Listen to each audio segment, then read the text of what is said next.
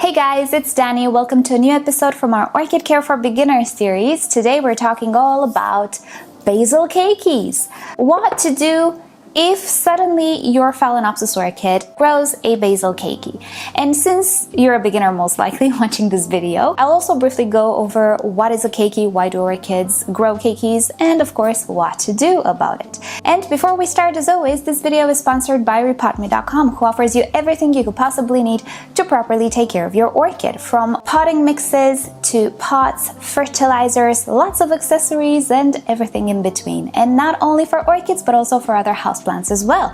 So I will link you to their website down below in the description, together with my personal favorite products that I've been using for many years. Check them out in the description at any time and also in the pinned comment. And with that said, let us start. As promised, first of all, let's start by explaining what a keiki is. Now, a keiki is a baby plant, and I might put it in the title as well, because not all beginners know what keikis are.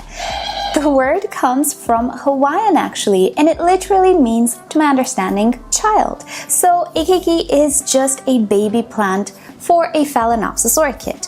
Now, orchids, generally speaking, do not put out offshoots or baby plants very often. So the fact that you have a keiki on your orchid is quite a big deal amongst us orchid growers. And while definitely it happens and most likely you will have a keiki of your own one day, it's not something you should expect necessarily from your Phalaenopsis orchid. Now, these baby plants on Phalaenopsis can be of two kinds. We will address the basal ones today, which are these baby plants that sprout from the actual stem of the orchid, the center. And between you and me, they're my favorite type of keikis.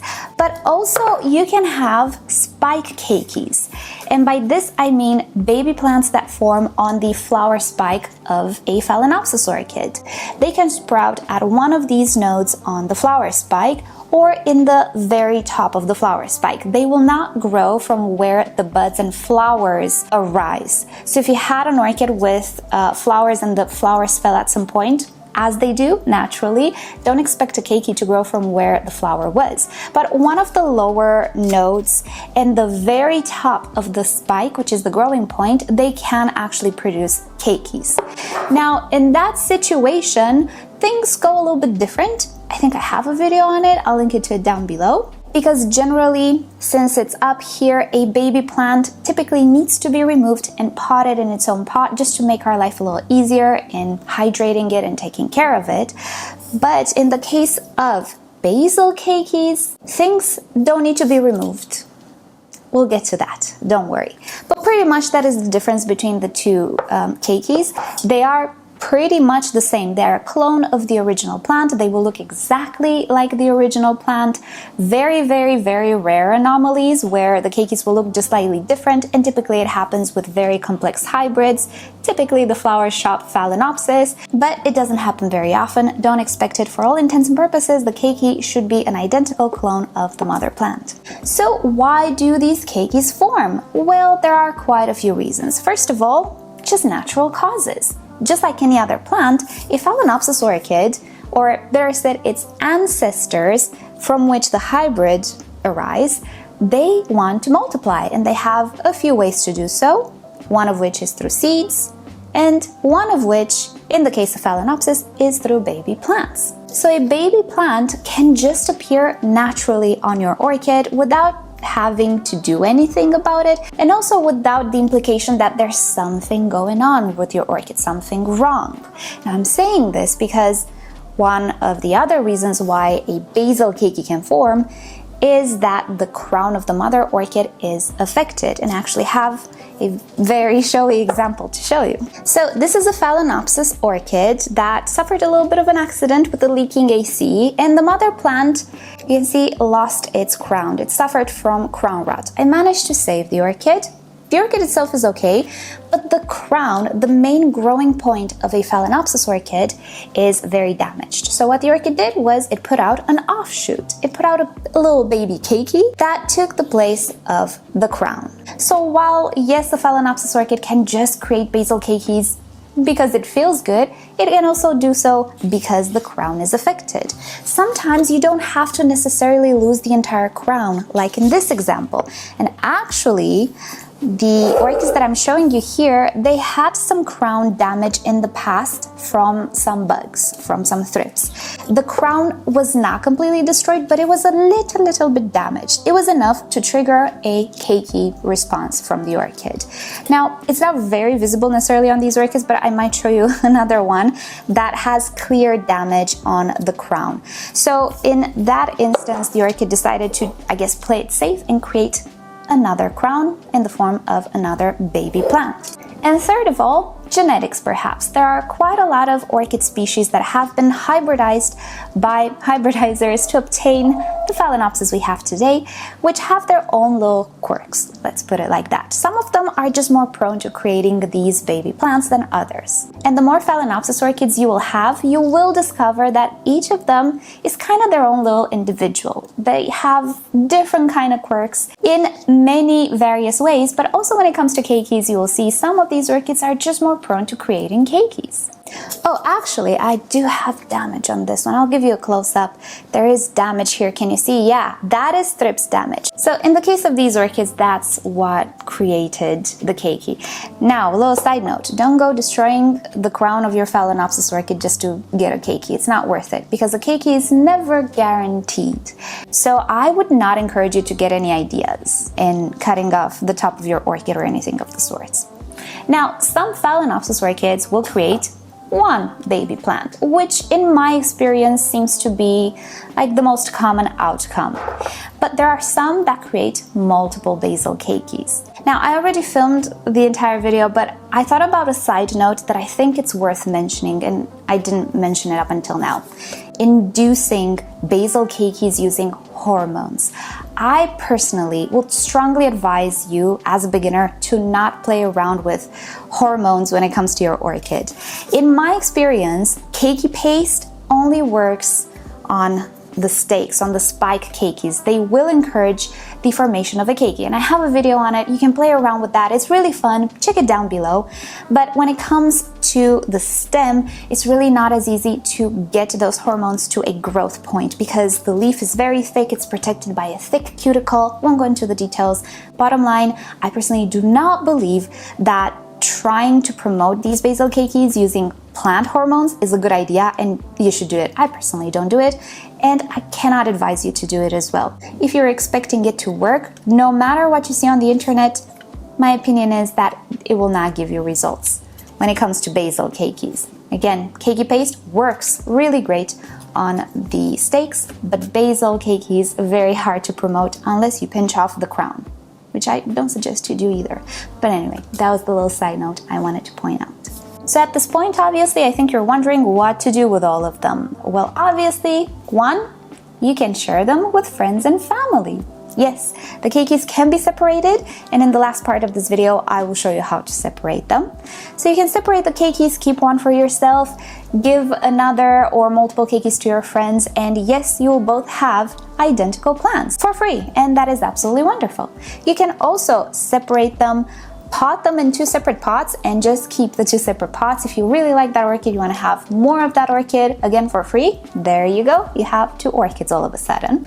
But also you can let them live in one single pot. These two orchids, in the end you'll have two orchids here, will have their own root systems. They can take care of themselves pretty much.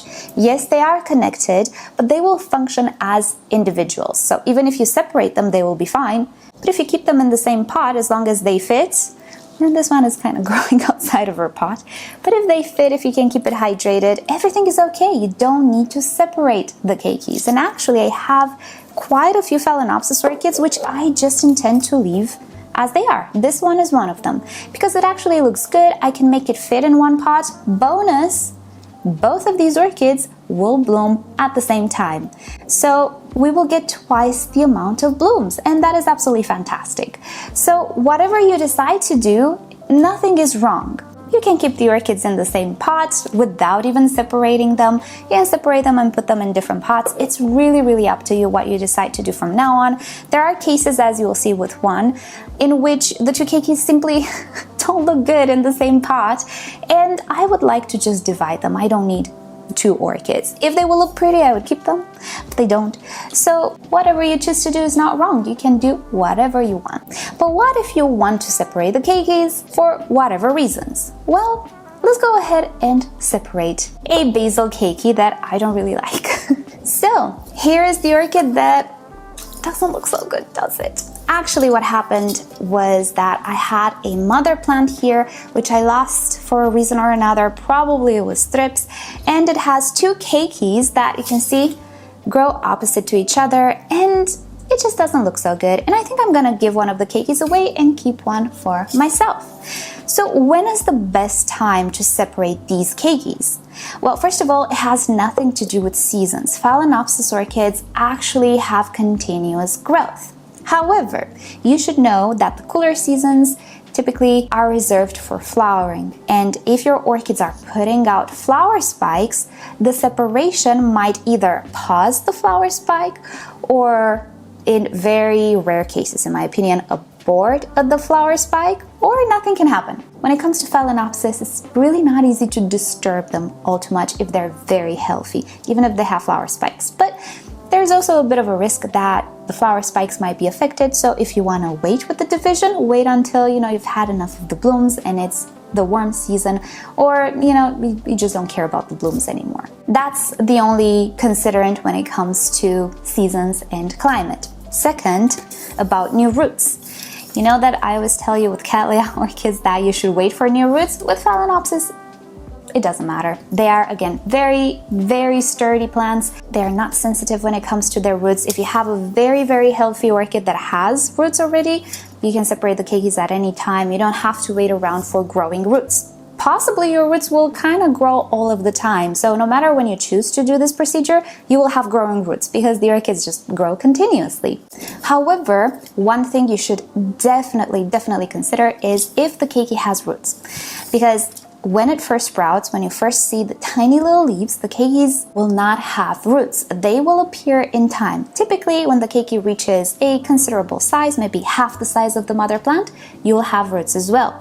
You want to wait for those roots to form, because obviously if you separate the keiki and it doesn't have roots, it's not going to have a way to hydrate and feed itself with nutrients. So we need to wait for whatever we separate to have roots, and that is the golden rule and pretty much the only major rule you should take into account when it comes to separation of the keikis. So considering we have all of these things already arranged, let me get my potting tray and let's get to dividing the keiki.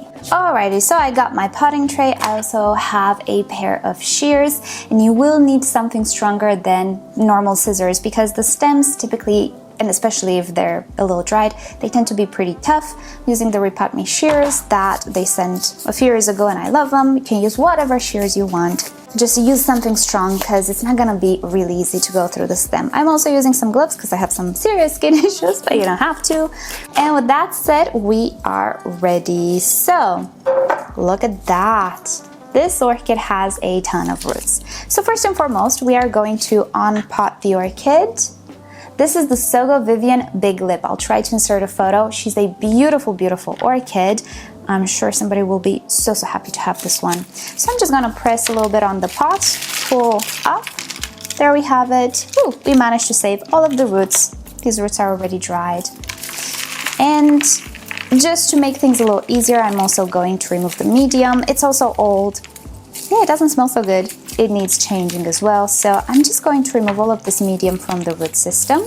Now, what we want to do is go right here where the two orchids meet and identify the stem. Let me give you some close-ups. All right, so in this angle, we can see that there used to be a different stem here. This is the original stem, the mother stem, and that sadly is no longer viable. But it will serve as a very safe cutting point.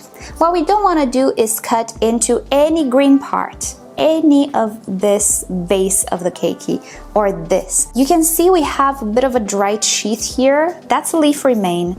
It doesn't mean the stem is dry, it's just the leaf. If I remove this, maybe I can, you can see under it, it's green. So do not cut into here. Usually you will have a bit of stem in between the mother plant and the keiki. So let's say the mother plant was still alive. I would cut this at the very base here. Do we see? right here, or I would try to at least pull on them just to see better what I'm doing. Oh, there we go. I pulled on them and this keiki actually separated. This is what I would do if the mother plant would still be alive. And I'll show you on the other side the other technique. So I just pulled a little bit on them by the base of the keiki and it just came off. And this is our keiki. We don't need to cut anything else from this keiki. It is a very clean cut or breaking point. Now in the case you have the stem that is dried out or you don't really care much about because the mother orchid is not alive anymore, we can just cut into the stem and leave a portion of the stem attached to the keiki just to be sure that we don't damage the keiki. So I cut into this stem that I don't really care about, and this is our keiki. This is the safest way to remove a keiki if you can, but I will pull this away as well from the stem just to show you that it is really easy to separate them simply by pulling once you wait for them to get big enough. There we go. Really, really easy. You just have to make sure that you set yourself up for being this easy. Unpot the orchid, remove the potting medium so you see what's happening, and then you can perform this really, really easy. Alright, so we're left with a whole bunch of things. Obviously, we keep both of the keikis and we're gonna pot them separately. They're their own little plant. As for the mother stem here, I am not going to keep it because I don't think it has too much life in it, even though it has roots. But if you feel like you want to play around, you can pot this up and see if anything decides to sprout from the stem. I personally will not keep it. Looking at my little keiki here, I could pot this one in this pot, but it's a little tiny. I have a rePotme pot. This is a 4-inch or about 9 or 10 centimeters. This one would fit the keiki much, much better, and I'll show you how to make the roots more flexible. I'll put this one in this pot because it just seems like it would fit better.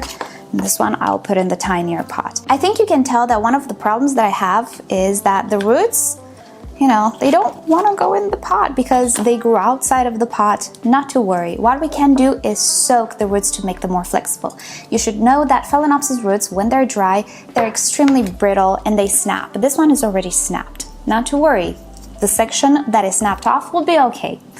But it's not a good idea to snap them way too much. Now, if they're wet, they are a lot more flexible. So what we'll do is we're gonna put both of these keikis in this decorative pot and I will add water inside all the way to the top. And I will let the keikis sit there for about 15 minutes or so. I'll do something else off camera. But if you ever have an orchid that has very stiff roots that doesn't wanna go into the pot, you can do this and the roots will become a lot more flexible. Alrighty, here we are. It's been a few minutes. I think my orchids are done. We are going to repot the big girl, this one. First and foremost, by soaking, we can also tell if the orchid has some roots we need to cut away, and it does. Do you see these dried bits? Yes, we need to remove them because they are dead. So I'm gonna remove the ending of that root because it's not alive anymore. This root is not good all the way up here, so I'm gonna cut it close to the stem. There we go. When cutting these roots, it's always important to cut in the already dried and brown part. Do not cut into the green part. That's not how we do it. So do you see this? It has a brown and dried tip. When we cut this tip off, we cut in dry part. We don't cut it here. It's not like cutting leaves that have an infection. Roots are totally different, and we don't want to open a portal for bacteria and pathogens to get into the orchid. So roots should not be cut into the green juicy part. They should be cut close to the green part, but into the dry part. Righty, the medium that I shall be using is a combination of bark and moss, which I have been using for a lot of time. I will be using some orchiata bark that I completely forgot. A viewer sent to me. Thank you, Maya. I completely forgot about it. And I am actually moving out. I started to move out or like declutter some stuff, and I found this in one of my shelves. I will find a lot of things now that I'm moving. Right, and I will start as always with some sphagnum at the bottom. You don't have to do this, but I like to put sphagnum at the bottom because whatever water falls when I water, it will be sucked back up into the pot by the sphagnum moss. Then I'm gonna put a few pieces of bark. Then I'm going to arrange my orchid inside, and look at that! All of a sudden, just like magic, the roots are flexible and they're not snapping. Always, always wet the roots when you're dealing with roots that are, well, that flew, roots that are not willing to cooperate. They're too stiff. Always wet them. I will continue adding bark around the roots. I might speed this up.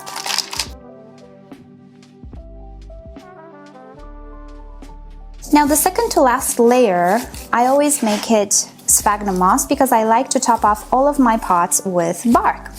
This prevents cyanobacteria and algae from forming, which happen a lot in my environment. And in this layer, I will add the slow release fertilizer. Here's a little tip for you. If you know you have a tendency not to fertilize your plants, I'm guilty of that sometimes, trust me. I don't know, it's a burden sometimes. I get it, don't worry. If you feel like you will not remember to fertilize or you will skip fertilizing day, slow release fertilizer. Even if you skip some fertilizer days, even if you skip all of them, your orchid will still have nutrients. rePotme has the MSU. I'm using Osmocote. MSU is not available in the EU and I cannot import it anymore because the laws became stricter. But I do have the water-soluble MSU. So I'm using that, but slow release, I'm using Osmocote. But if you want a slow release specifically for orchids, you can use the MSU one. If not, try to go for something that is balanced, has the NPK number like 555, 10, 10, 10, whatever, or one that has maybe the first number and the last number, higher. The one with the phosphorus higher doesn't help anything with orchids. There are some that have a very high phosphorus number, middle number. Those might work for some plants, not orchids. Just go for something balanced. That's the best thing, or more nitrogen and potassium. So as I was saying, I will finish it up with a layer of bark, which will not only prevent algae, it will also make the pot look very cute. It's like mulching. But here we are done. Now the orchid might be slightly wobbly, especially a keiki that doesn't have too many roots, but don't worry, it doesn't hurt anything that it's a little wobbly. Don't worry about it. Don't press on the medium. Don't put stakes if you don't want to. It will stabilize as the roots grow, and on Phalaenopsis the roots grow very fast. Right. And with that said, we are done. What I will do is just water the pot. I'm just going to run some water through the pot. You can soak the pot, you can do whatever you want. You can water it however, but if your medium is dry, just give it water. The roots need water. And afterwards, just care for this orchid like you would for any other moth orchid. Water it when it's completely dry and you should be just fine. Righty then. So that is about it for today. I'll go ahead and repot the other keiki off camera. With this one, I'm pretty much done. I'm gonna put a tag and we're gonna call it a day.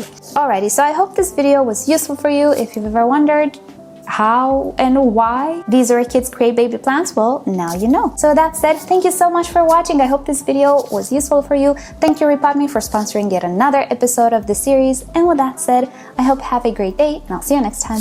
Bye.